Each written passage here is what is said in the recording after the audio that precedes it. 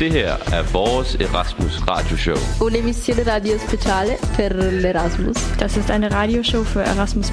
Emission special till Erasmus+. Välkommen till den här speciella radioshowen med Erasmus-projektet.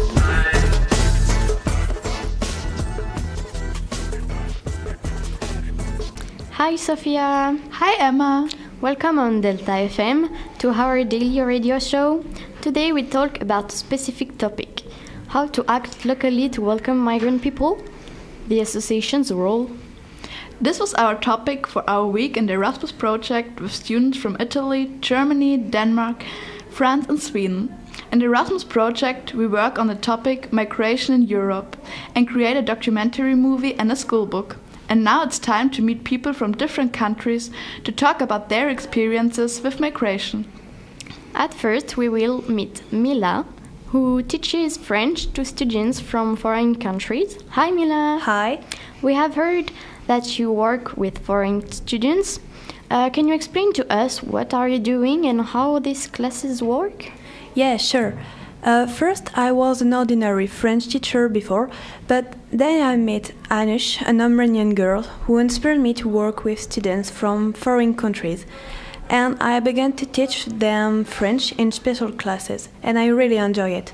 In our school, there are 69 foreign students, so about 15% of all the students.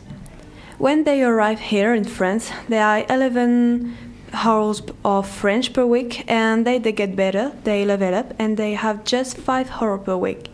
Because our language is very complicated, the students have special classes for some subjects like science, philosophy, history and geography. But for the other subjects, they attend normal classes. But why are these subjects so difficult for the students? It's complicated for them because they have to think in different language, and the philosophy is difficult when you can't understand the language. You have also to be adapted to another culture. You have mentioned Anush. Maybe you can tell us more about her. Yes, I have, because she was in the LP2I before and I had her in my class. We have another guest in the studio who has also a connection to Anush. She's called Sarah and she's a dance teacher from Italy. Hi, yeah, as you said, my name is Sara Minute and I'm a dancer teacher since 2003. And what's the reason why you came to France? I come from Italy, but I'm here in Poitiers with my dance class because tomorrow we have an international competition and we are also here to present my association. Oh, you have an organization? Tell me more about it. My association Balla Con Noi was born in 2004 when I saw that there were people interested in dance. The group grew and lots of migrants started to take part in it. This helped lots of migrants to know our Italian culture and to be involved in our society. I started to teach in hip-hop and modern dance, but I thought that teaching also foreign dance like African dance to show to Italian people new kind of dance and a different culture was more interesting. So do your students like getting to know different styles of dancing? My students really enjoy learning new dancing and I'm really proud of them. Maybe you can tell us more about your friendship with Anush and Anush's background. Anush is a friend of mine and I met her because of her dance association. She was born in Armenia and she arrived in France in 2010. She escaped from Armenia because there wasn't any political freedom and they had problems with their government. She went away with her family and she was 15 when she arrived in France. And it was really difficult for her to build up a life here. It was really difficult to her to get her documents. She asked for living in France and she had to justify her problems in Armenia. She didn't get documents and she lived in France without them and she was scared of the police. Finally, she managed to have them, also with the school's help, but she has to renew them every year. She founded an association, Armenian of Poitou, in 2013 and she is the president. In this association, the members organize meals and evening cinema. They also organize events and they practice African dance and Armenian dance. One of our reporters made a short interview with Anush, so our listeners can make their own picture of the strong, inspiring young woman. What the principal difference between French culture and Armenian culture? So the first difference is about the police. I can start with that because in France, the police is to protect the people, but in Armenia we don't have a freedom of speech. So police works not for the people. About the dance, I can say that in France we don't have any traditional dances. In Armenia we have too much dances. About the food, I can say that it's like the same, but in Armenia we don't have any food with the blood. So for me it was really a thing that I can never eat. About religions too, I can say that Armenia was the first country to accept the Christianism of official religion. So in Armenia we don't have any other religion, so we have only Christian religions.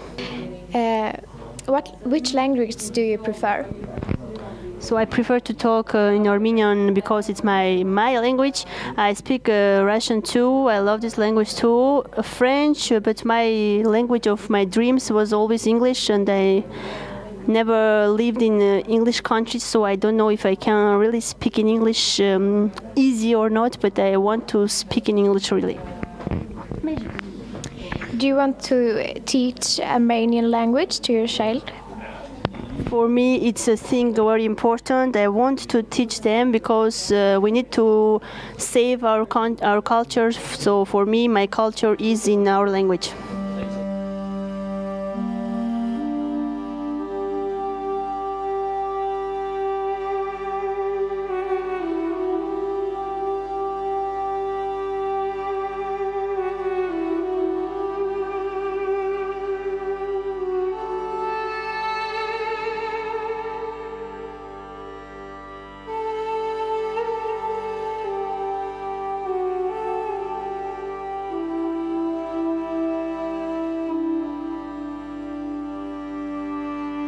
Det her er vores Erasmus RadioShow.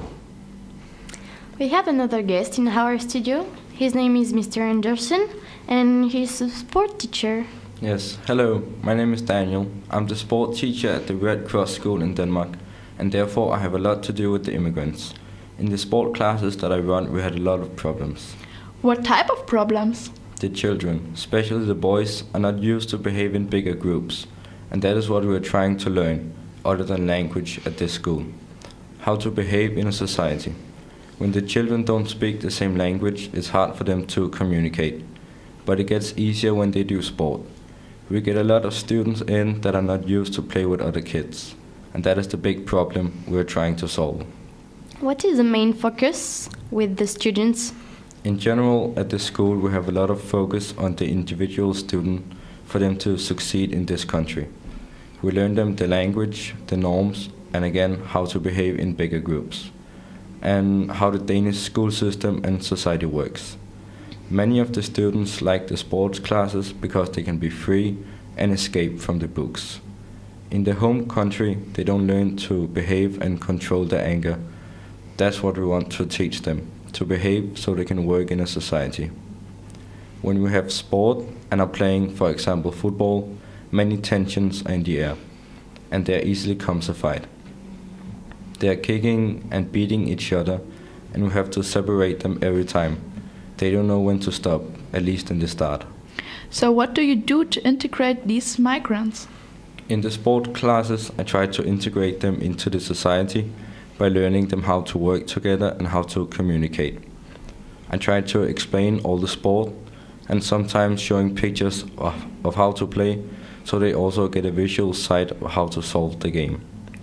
When showing pictures, many of the students says it helps them to communicate and to be a part of the group. So it helps them in the social life, and therefore they are better suited for the future in the Danish society. Thank you, Daniel. We have another guest here today, and that is Wendela, who is a student from Sweden who studies here in France, and she had got involved in an organization called Audacia. Maybe she can tell us more about it. When I first came to France, I had a lot of problems with the language, and it took me quite a long time to learn French. And when I finally could speak some French, I began to study at the University of Poitiers, and there I came in contact with an organization called Audacia. Audacia is an organization who helps migrants to get a home, and they involves the migrants in activities with other migrants and French people. I got interested in Audacia because they help the migrants with the French language, which also I had problem with. The organization was started in 1961 and helps people to integrate into society. I'm one of the many volunteers, but we always need more volunteers. To teach them French, we sing, cooking and sports together. I think it's important to speak to them in their daily life, and to learn things you must have fun. Sometimes it can be difficult for them to live together as they do, but we try to do different things with them so we can keep up their spirit. Do the migrants get jobs easily? Some of them are perfectly integrated in the community and have jobs. I'm really proud of them. This was our special show about migration. I hope you like it, and thank you for listening. Bye! Bye! Farvel. Det her er vores Erasmus radioshow. Un'emissione radio speciale per l'Erasmus. Das ist eine Radioshow für Erasmus+, emission spéciale d'Erasmus+. Välkommen till den här speciella radioshowen med Erasmus-projektet.